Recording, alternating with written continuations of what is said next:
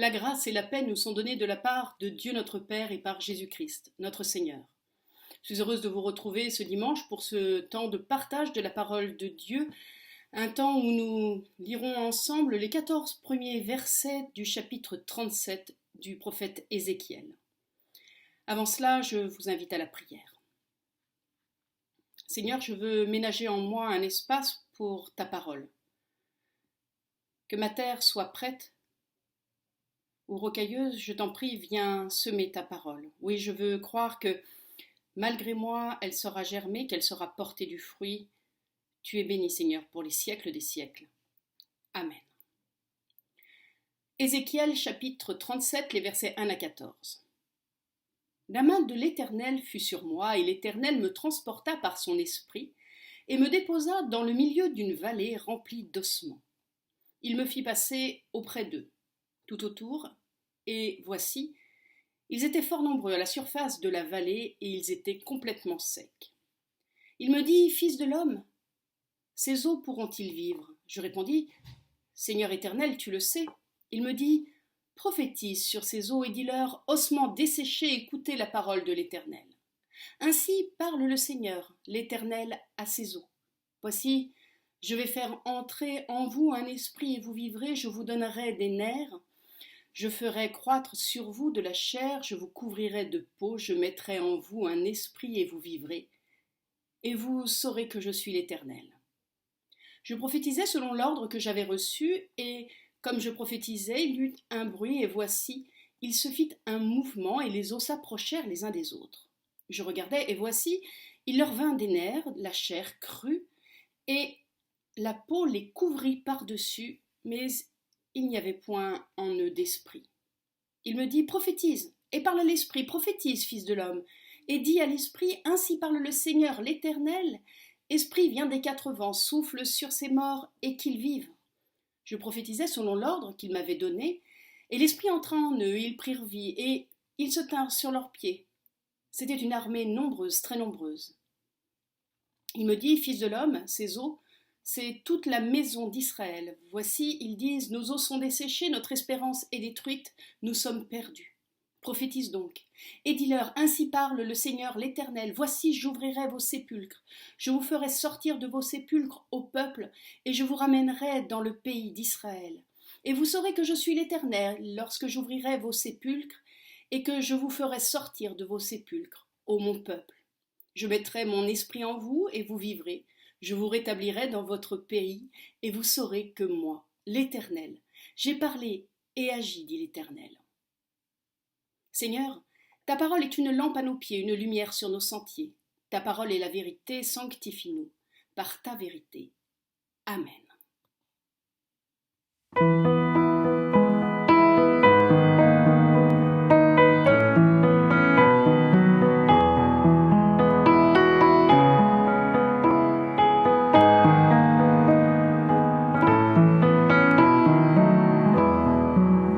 C'est vers toi que je me tourne, je veux marcher dans tes voies, j'élève mes mains pour te rencontrer, mon cœur désire te chanter, pour bénir et célébrer ton saint nom, car tu es fidèle et bon. Oh Seigneur, je veux te donner. Seigneur, oh Seigneur, ma vie à jamais. Mes yeux contemplent ta gloire, ta vie ranime ma foi.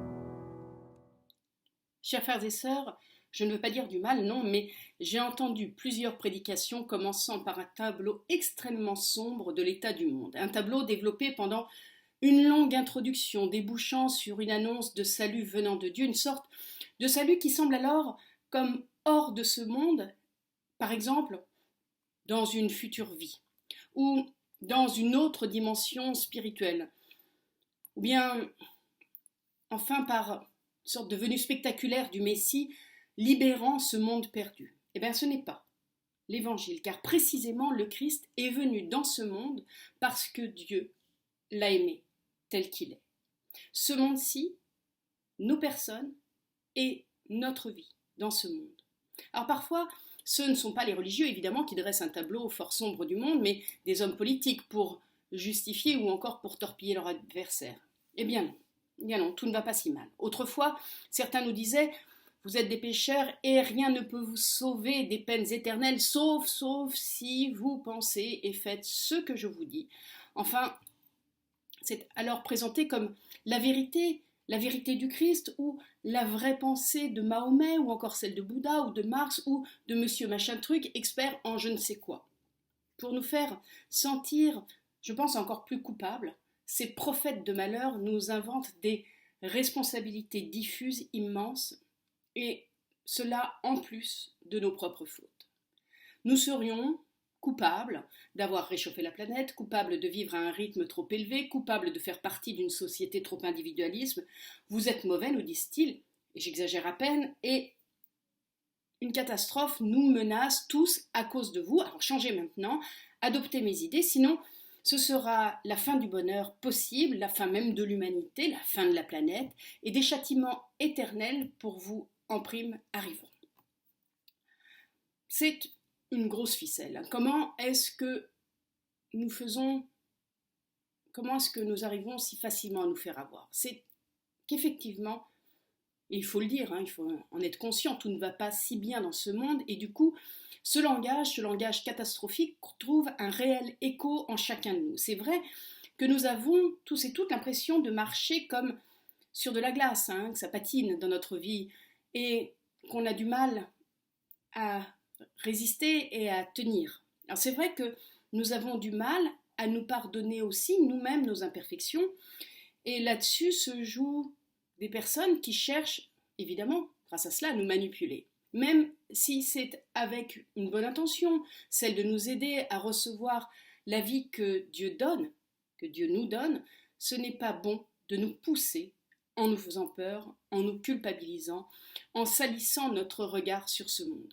Jésus, il faut le rappeler, n'était pas comme ça. Sa prédication ne nous dit pas « vous êtes pécheurs », mais « vos péchés sont pardonnés ».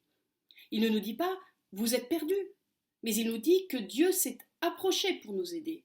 Il nous dit « ta foi t'a sauvé maintenant », alors que nous sommes encore dans ce monde. Jésus nous dit « je ne vous envoie pas hors du monde, mais dans ce monde, parce que cela vaut la peine ». Comme j'ai été envoyé dans ce monde par mon Père qui aime ce monde. Alors oui, tout n'est pas parfait en ce monde, mais il y a tant de bonnes, de belles choses qui ont été faites et qui sont faites chaque jour. Notre monde n'est pas condamné, il n'est pas impur, il n'est pas perdu. Il est et il demeure une merveille. L'humanité, c'est vrai, a fait des erreurs et elle en fera encore, mais nous avons bon fond. De réels progrès sont faits dans l'humanité. Nous prenons conscience de certaines choses. Il y a énormément de bonne volonté à tous les niveaux pour créer un bel avenir pour les générations futures. Et donc, non, nous ne sommes pas arrivés trop tard dans un monde qui serait pourri. Le meilleur est devant nous et ce sera aussi grâce à nous. Ne nous laissons donc pas avoir par des prophètes de malheur. Grâce à Hergé, dans ses histoires de Tintin, ce type de propagande est parfois baptisé d'un nom, la méthode Philippulus. En effet, dans un de ses albums, une météorite menace la planète et un homme poursuit Tintin avec des menaces et des appels à la repentance. Prédication qu'il accompagne de lugubres coups de sang. C'est le châtiment, faites pénitence, la fin du monde est arrivée. Du coup, c'est presque en souriant que nous pouvons démasquer ces faux prophètes. Tiens, Philippus a oublié son gong et sa robe blanche aujourd'hui, mais tout le reste y est. Il cherche à nous désespérer. C'est ainsi qu'au temps d'Ézéchiel, le peuple d'Israël est désespéré. Il dit: nos os sont desséchés, notre espérance est détruite, nous sommes perdus. Oui, tout ne va pas bien dans notre monde, dans notre être et dans l'avenir possible, c'est vrai. Mais qu'en conclure? Avec l'aide de Dieu, Ézéchiel ne va pas devenir un Philippus, au contraire, Dieu lui donne la force d'aller se promener par l'esprit au pire de ce qui les désespère. Le Christ, de même, nous apprend à ne désespérer de personne ni d'aucune situation. Il s'approche des lépreux, des prostituées, des intégristes, de trop coupables, de trop parfaits, de trop riches, de trop pauvres. Nous ne dégoûtons pas Dieu. Il s'est approché de nous en Christ, et cela tel que nous sommes. Et que voit Ézéchiel? Une grande quantité d'ossements tout secs. Ça pourrait sembler désespérant, et le Philippus qui veille en nous chuchote à notre oreille: à quoi bon? Laisse tomber. Il n'y a que des horreurs, mais Dieu nous donne un autre regard au prophète qui veille ainsi sur nous. Des os. Et c'est déjà pas si mal. On peut faire quelque chose. C'est un début de structure, un début de projet qui se tient. Ce que nous apporte Dieu, comme ici à Ézéchiel, c'est d'abord d'avoir le courage de regarder et de nous poser des questions, de remettre en question un bilan désespéré. Fils de l'homme, ces os pourront-ils vivre? Ézéchiel n'y avait même pas pensé, mais notons que Dieu ne dit pas: ces os pourront-ils revivre? Comme s'il était question de retourner en arrière, mais la foi nous invite à nous poser la question: ces os pourront-ils vivre? Cela nous invite à aller de l'avant, à envisager une création nouvelle, une genèse qui sera de notre temps. Si nous en restons à vouloir rétablir une situation passée, alors oui, nous serions mal partis, car nous ne sommes plus d'hier. C'est vrai que ces ossements viennent du passé, mais c'est une vie nouvelle qui est à envisager ici par Dieu. C'est avec nous et par nous que Dieu l'envisage.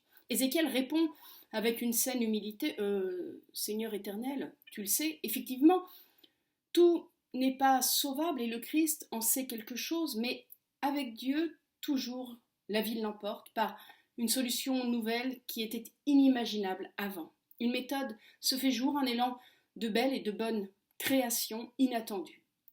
Prophétise sur ces eaux et dis-leur, ossements desséchés, écoutez la parole du Seigneur. Voici, je vais faire entrer en vous un esprit et vous vivrez, je vous donnerai des tendons, je ferai se développer sur vous de la chair, je vous couvrirai de peau, je mettrai en vous un esprit. Ce n'est pas par la force que l'Éternel invite le prophète à agir, mais c'est par la parole. Adresser une parole aux ossements desséchés paraît a priori inutile et fou. Mais c'est ainsi que le Christ nous apprend à ne jamais désespérer de personne, ni de désespérer de nous-mêmes. C'est par la parole que l'on peut commencer à ouvrir un avenir nouveau, mais pas n'importe quelle parole. Ézéchiel doit prophétiser sur des eaux desséchées. Prophétiser, c'est avoir une parole de vérité, une parole qui dit la réalité vue d'en haut, telle qu'elle est vue par Dieu. C'est un regard décapant, mais aussi aimant, infiniment respectueux, optimiste et vivifiant. Alors peut-être, ne le savez-vous pas, mais vous êtes capable d'un regard et d'une parole qui prophétise et qui donne vie. C'est un regard et une parole qui naissent au plus profond de nous-mêmes quand on prie, en secret, en soupir éternel. Tu le sais. Après avoir regardé le monde et nous être posé des questions avec Dieu sur son avenir, c'est chacun de nous qui sera prophète, nous dit ce texte, puisque c'est à chacun et même à chaque bout d'os que sera donné l'Esprit de Dieu, pour être prophète, pour connaître Dieu et avec lui faire avancer la vie. Comme je prophétisais, dit Ézéchiel, il y eut un bruit et voici, il se fit un mouvement et les eaux s'approchèrent les uns des autres. Les eaux s'approchèrent les uns des autres. N'est-ce pas déjà un programme et un beau succès? Au sens de notre monde, ce sont des personnes qui commencent à se regarder, à se considérer, à entendre ce que l'autre a à dire, ce que l'autre prophétise. qu'il soit petit ou qu'il soit géant, qu'il soit pauvre ou qu'il soit roi. Les os s'approchèrent les uns des autres. Au sens de notre propre vie, c'est comme si les différents morceaux de notre être, de notre vie, de notre passé commençaient à s'unifier peu à peu. Je regardais et voici, il leur vint des tendons. Oui, pour se rendre compte des progrès, il faut ouvrir les yeux et il faut regarder. Des tendons apparaissent, ce sont comme les liens, ces liens de solidarité entre ces éléments, mais aussi des articulations, une souplesse qui laisse la liberté à chaque membre et qui lui rend possible la collaboration avec les autres. Une bonne articulation entre nous tous, mais aussi une articulation entre notre sensibilité, nos instincts, notre intelligence et notre foi. Ensuite, c'est la chair qui pousse sur les os, une certaine tendresse est donnée à la structure des os, une certaine force, un dynamisme. Ensuite, c'est la peau qui les couvre. La peau est une protection, mais c'est aussi une sensibilité aux autres. Oui, en ce monde, nous sommes un espace qui nous est propre. Nous avons besoin d'être nous-mêmes, d'avoir une identité et aussi une intimité. C'est un besoin évidemment pour chaque être, pour chaque groupe humain, pour le couple, la famille, pour une association, pour une église, même pour un pays. Mais cette frontière que Dieu nous donne est une peau sensible et douce, certes fragile, mais donc il va falloir la protéger, mais elle est capable de recevoir cette peau, elle est capable de donner la caresse, de la recevoir, elle est capable de sentir le souffle, de reconnaître la texture de la matière. Les os se sont rapprochés, les tendons, la chair et la peau ont été donnés, mais il n'y avait pas en eux d'esprit, nous dit le texte. Échec partiel. Ou plutôt une pause, une attente. L'esprit manque, et c'est la vie qui manque. La vie belle et créatrice, la vie qui avance sur ses propres pieds pour tracer son propre cheminement. C'est cet instinct divin, ces êtres sont comme assassinés. Et c'est le cas quand nous sommes abattus par les Philippulus, endoctrinés, enchaînés par la peur de Dieu, peur de la malédiction, peur des catastrophes, peur de l'enfer, coupé de la grâce, culpabilisé. L'Éternel me dit, prophétise, et par là l'Esprit prophétise, fils de l'homme, et dit de la part de l'Éternel, Esprit vient des 4 vents. Oui, c'est l'Esprit de Dieu qu'il nous faut alors évangéliser, nous dit ce texte, d'une manière surprenante. Plus précisément, c'est notre conception de Dieu qu'il faut évangéliser. Quel était le problème ? Il faut libérer l'Esprit. Le vrai souffle, nous dit le texte, l'Esprit de Dieu ne souffle pas d'un seul côté, mais il vient des 4 vents. L'Esprit, c'est comme la vérité, elle est dynamique, elle est plurielle. L'Esprit est pluriel, c'est un souffle de liberté qui ne souffle qu'au carrefour. L'Esprit de Dieu est toujours une surprise venue d'où nul homme n'aurait pu l'imaginer, au grand désespoir des Philippulus. L'Esprit souffle où il veut, et nul ne sait d'où il vient, nous dit Jésus dans Jean au chapitre 3. Et il donne vie, il nous donne d'être un humain debout, une famille, une église, un peuple qui trace un chemin nouveau dans ce monde magnifique. Amen.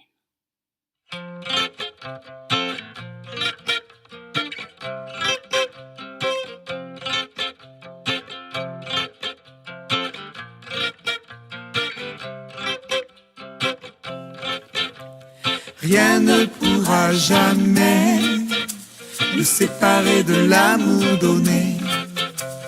Rien ne pourra jamais nous priver de la liberté. Ni le malheur, ni l'inquiétude, ni toute la souffrance qui nous vient d'ailleurs.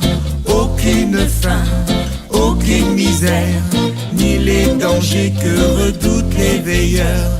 Rien ne pourra jamais nous séparer de l'amour donné. Rien ne pourra jamais nous priver de la liberté. Aucune mort, aucune vie, ni la nuée des anges et des esprits. Aucun pouvoir, aucun combat, aucune force d'en haut ou d'en bas. Rien ne pourra jamais nous séparer de l'amour donné. Non, rien ne pourra jamais nous priver de la liberté. Je vous invite à un temps de prière. Seigneur, nous avons besoin de ton esprit jour après jour. Nous avons besoin qu'il nous soutienne, qu'il fasse tenir ensemble ces os, cette chair, et qu'il donne vie à cette chair sensible que nous sommes, à cette peau à fleur de peau, comme on le dit parfois. Seigneur, nous avons besoin de cet esprit pour pouvoir prophétiser au monde, pour dire que tu es là avec chacun de nous, que tu es celui qui vient vers nous malgré nos insuffisances, malgré nos imperfections. Seigneur, nous voulons te remettre le monde tel qu'il est. Tu sais qu'il est actuellement perturbé, qu'il ne sait pas toujours où il va, mais avec toi, nous avons confiance en un avenir radieux, en un avenir possible. Nous avons confiance que demain, nous trouverons des solutions pour redresser ce monde, pour qu'il puisse avancer et reprendre ses marques. Nous avons confiance qu'avec toi, l'avenir de nos enfants est un avenir ouvert et non pas un avenir restreint. Donne-nous toujours de garder cette espérance au cœur, donne-nous de vivre dans la fraternité les uns des autres, donne-nous de nous approcher comme ces eaux desséchées les uns des autres, pour voir en l'autre l'humanité que tu lui as donnée. Seigneur, nous voulons te remettre toutes les personnes qui autour de nous souffrent, toutes les personnes qui sont dans le désespoir, toutes les personnes qui souffrent de la maladie ou de la solitude. Seigneur, nous voulons aussi te remettre les joies qui nous accompagnent et porter dans la prière la famille Kalala, qui vient d'accueillir un petit Mohamed cette semaine dans sa famille. La maman et le petit se portent bien et nous sommes heureux pour eux de voir cette famille s'agrandir. Nous portons tous les enfants qui sont nés ces derniers temps, tous leurs frères et sœurs et tous les enfants du monde qui vivent peut-être dans l'angoisse de ce qui se passe actuellement. Fais de chacun de nous des porteurs d'espérance. Fais de chacun de nous des porteurs d'esprit qui renouvelle et qui donne vie. Et ensemble, Seigneur, nous voulons te dire d'un même cœur et d'une même voix, Notre Père, qui es aux cieux, que ton nom soit sanctifié, que ton règne vienne, que ta volonté soit faite sur la terre comme au ciel. Donne-nous aujourd'hui notre pain de ce jour. Pardonne-nous nos offenses, comme nous pardonnons aussi à ceux qui nous ont offensés. Et ne nous laisse pas entrer en tentation, mais délivre-nous du mal, car c'est à toi qu'appartiennent le règne, la puissance et la gloire, pour les siècles des siècles. Amen. Chers frères et sœurs, ce dimanche aurait dû être un dimanche d'offrande. Aussi, je vous recommande particulièrement l'offrande de ce jour en allant sur le site de notre paroisse, en cliquant sur « Faire un don ». Vous savez que l'Église ne vit que du don de ses fidèles. Et je connais votre générosité et je sais que vous ne manquerez pas, une fois de plus, d'accompagner financièrement notre Église pour qu'elle puisse continuer de témoigner de l'Évangile dans notre monde. Nous recevons maintenant la bénédiction de la part de Dieu. Que le Seigneur nous bénisse, qu'il nous garde, qu'il tourne son visage vers nous et qu'il nous donne sa paix. Allons avec confiance dans la paix et dans l'amour du Seigneur. Amen.